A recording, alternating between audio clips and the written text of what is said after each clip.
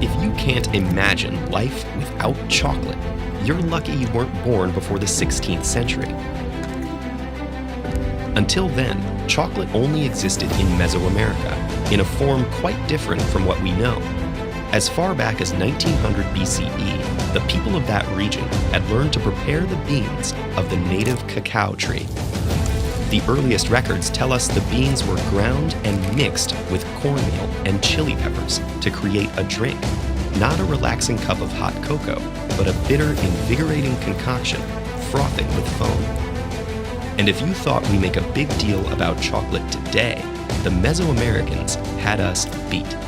They believed that cacao was a heavenly food gifted to humans by a feathered serpent god, known to the Maya as Kukulkan, and to the Aztecs as Quetzalcoatl.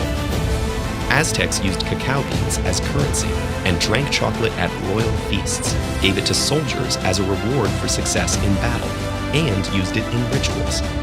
The first transatlantic chocolate encounter occurred in 1519, when Hernán Cortés visited the court of Montezuma at Tenochtitlan. As recorded by Cortés' lieutenant, the king had 50 jugs of the drink brought out and poured into golden cups. When the colonists returned with shipments of the strange new bean, missionaries' salacious accounts of native customs gave it a reputation as an aphrodisiac. At first, its bitter taste made it suitable as a medicine for ailments like upset stomachs. But sweetening it with honey, sugar, or vanilla quickly made chocolate a popular delicacy in the Spanish court. And soon, no aristocratic home was complete without dedicated chocolateware.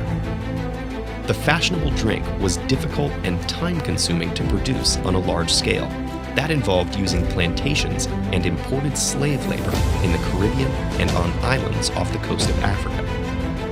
The world of chocolate would change forever in 1828 with the introduction of the cocoa press by Conrad van Houten of Amsterdam. Van Houten's invention could separate the cocoa's natural fat, or cocoa butter. This left a powder that could be mixed into a drinkable solution or recombined with the cocoa butter to create the solid chocolate we know today.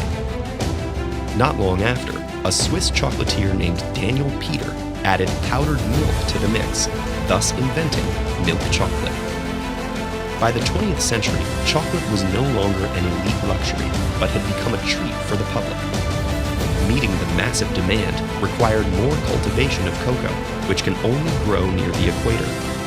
Now, instead of African slaves being shipped to South American cocoa plantations, cocoa production itself would shift to West Africa, with Côte d'Ivoire providing 2/5 of the world's cocoa as of 2015.